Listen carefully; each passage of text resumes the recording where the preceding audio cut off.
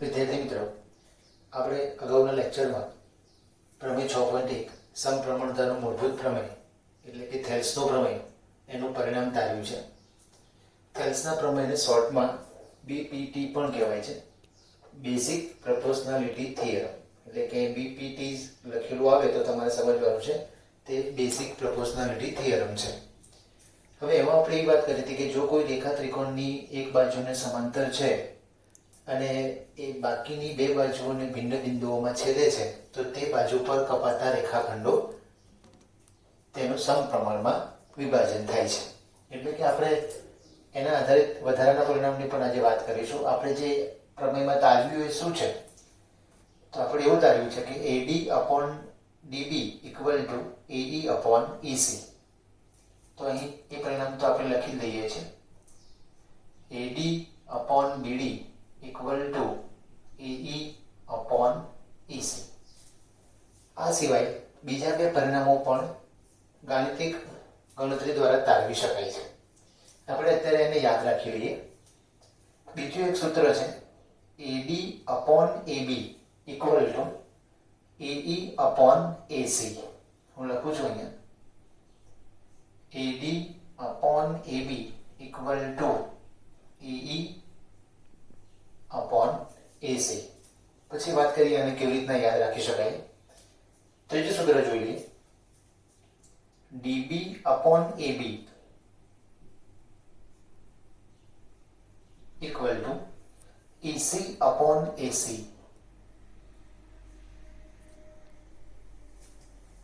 તો આને તમે જુઓ, AD upon DB equal to AE upon EC આવું કીધું છે. તો એને આપણે શું કહીશું? ઉપરનો રેખાખંડ અપોન નીચેનો રેખાખંડ, ઉપરનો રેખાખંડ અપોન નીચેનો રેખાખંડ. નામ કોઈ પણ હોઈ શકે. એને આપણે એવું ટૂંકમાં કહીશું ઉપરના છેદમાં નીચે બરાબર ઉપરના છેદમાં નીચે. પહેલું સૂત્ર જે આપણે તાર્યું છે તે. બીજું સૂત્ર કેવી રીતે યાદ રાખીશું? તો ઉપરના છેદમાં આખો રેખાખંડ જે છેદમાં બરાબર ઉપરના છેદમાં આખું થશે. અને ત્રીજું સૂત્ર થશે નીચેના છેદમાં આખું બરાબર નીચેના છેદમાં આખું. એટલે કે ઉપરના છેદમાં નીચે બરાબર ઉપરના છેદમાં નીચે, ઉપરના છેદમાં આખું બરાબર ઉપરના છેદમાં આખું, નીચેના છેદમાં આખું બરાબર નીચેના છેદમાં આખું. કોઈ પણ નામ સાથે હવે તમારે સૂત્ર લખવાનું થાય તો તમે આ પ્રમાણે લખી શકો છો. આપણને સ્વાધ્યાય 6.2 માં પહેલો દાખલો આપ્યો છે જેમાં કોઈ એક માપ ખૂટે છે જે આપણે અહીંયા શોધવાનું છે. અહીંયા તમને આ જે DE છે એ BC ને સમાંતર છે એવું આપી દીધું છે. તો જ્યારે ત્રિકોણમાં કોઈ એક બાજુને સમાંતર રેખા દોરેલી હોય અને બાકીની બે બાજુની બે ભિન્ન બિંદુઓમાં છેદે છે તો આપણા માટે કયું પરિણામ છે? સમપ્રમાણતાનું મૂળભૂત પ્રમેય. તમારે આ રીતે યાદ રાખવું પડશે કે કેમ અને ક્યારે આપણે સૂત્ર વાપરી શકીએ છીએ. તો અહીં DE એ BC ને સમાંતર છે તો આપણી પાસે હવે કેટલા સૂત્રો છે? 3 સૂત્રો છે. કયું લાગુ પડે છે? તો AD આપ્યું છે, DB આપ્યું છે, EE આપ્યું છે, EC પૂછે તો સૂત્ર શું બનશે અહીં? તો આપણે થોડું અહીંયા લખીએ કે ત્રિકોણ ABC માં DE સમાંતર BC છે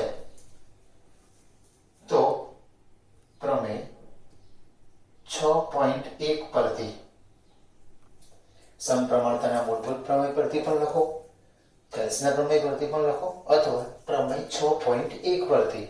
સૂત્ર કયું થવાનું છે અહીંયા? AD upon DB equal to AE upon EC. હવે કિંમતો લખી નાખો. AD 1.5, DB 3, AE 1, EC શોધવું છે. હવે EC શોધવા માટે આપણે શું કરીશું અહીંયા?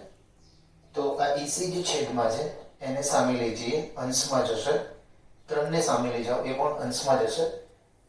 ચોકડી ગુણાકાર કર્યો આવું કહી શકીએ.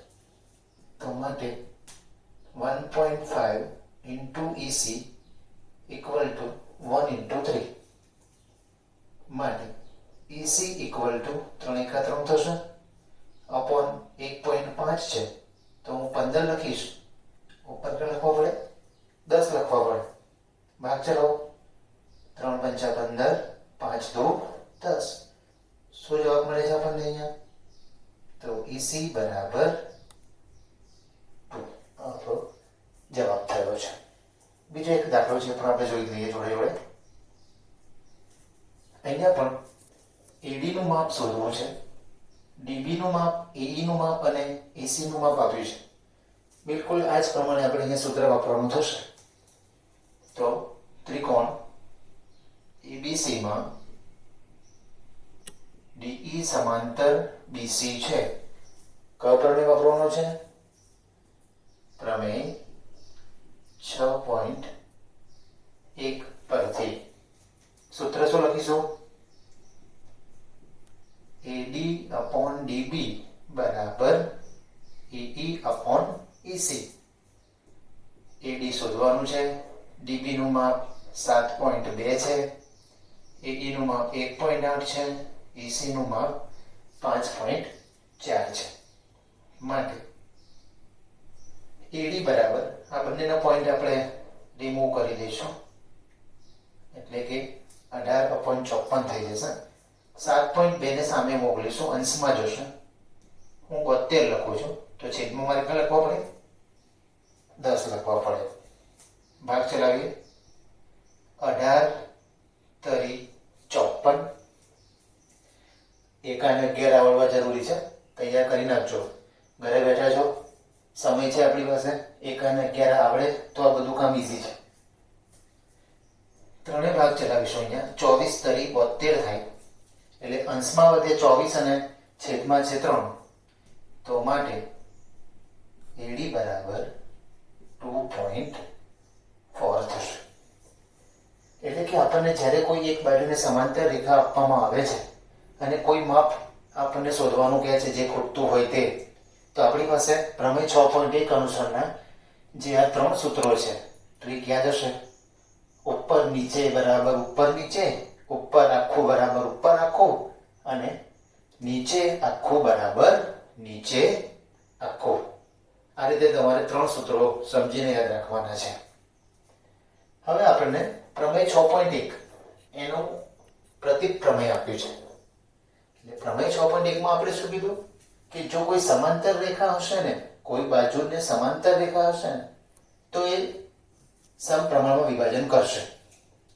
હવે આપણે અહીંયા એવું કહેવાના છે ફેલ્સના પ્રમેયના પ્રતીક પ્રમેયમાં કે જો કોઈ રેખા ત્રિકોણની બે બાજુઓનું સમાન ગુણોત્તરમાં વિભાજન કરે તો તે રેખા ત્રીજી બાજુને સમાંતર હોય છે.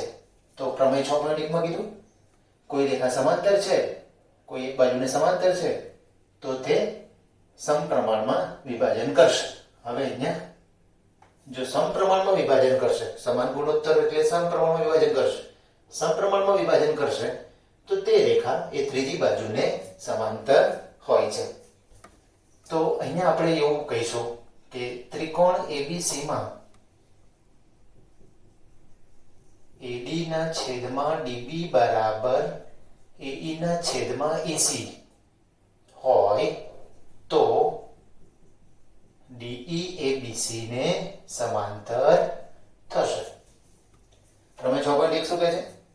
જો કોઈ બાજુને સમાંતર રેખા છે તો તે સમાન ગુણોત્તરમાં વિભાજન કરશે. પ્રમેય 6.2 શું કહે છે? જો કોઈ રેખા એ બે બાજુનું સમાન ગુણોત્તરમાં વિભાજન કરશે તો ત્રીજી બાજુને સમાંતર હશે. એના આધારિત આપણને સ્વાધ્યાય 6.2 માં દાખલા નંબર બીજો આપ્યો છે.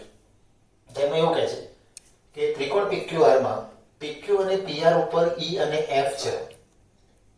તો આપેલ માહિતી પરથી શું EF એ QR ને સમાંતર થશે? હવે આ EF એ QR ને સમાંતર ક્યારે થાય? તો પ્રમેય 6.2 પરથી જો PE ના છેદમાં EQ શોધો અને PF ના છેદમાં FR શોધો, આ બંને ગુણોત્તર સરખા છે તો પ્રમેય 6.2 અનુસાર EF એ QR ને સમાંતર થઈ જ જશે. તો આપણે અહીંયા શું કરવું પડશે? સૌપ્રથમ PE upon EQ શોધીશું. PE 3.9, EQ 3 છે. તમે જાણો છો 13 તરી 39 થાય માટે જો અહીંયા હું ભાગ ચલાવું તો 1.3 આપણને અહીંયા ગુણોત્તર તરીકે મળી જશે.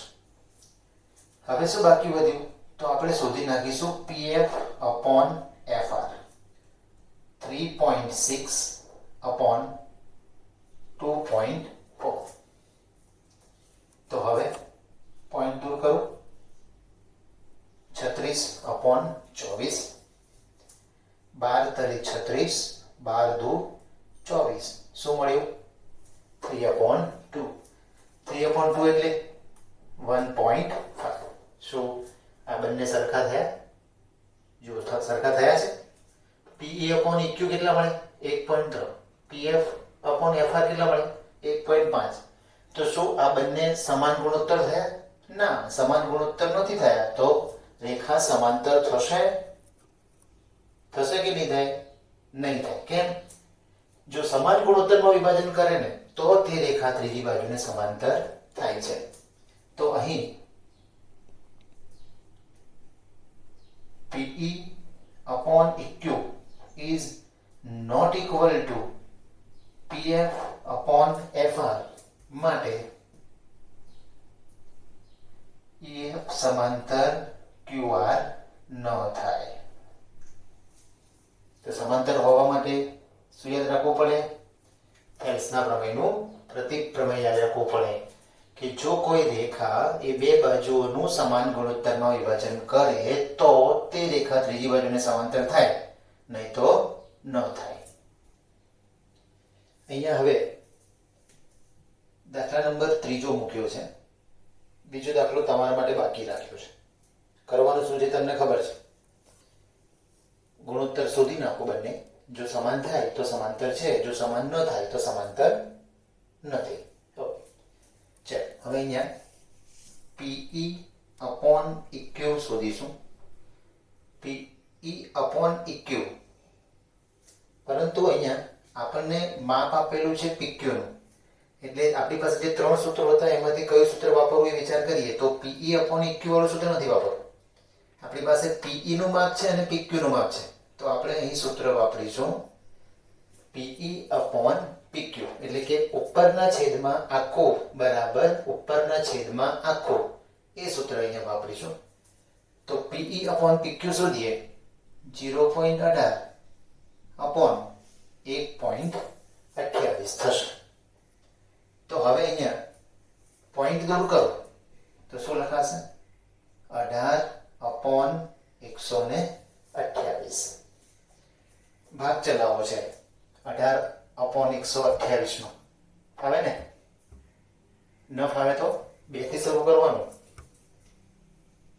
2 નવા 18, 2 છંગ 12, 2 ચોક 8, 64 થયા.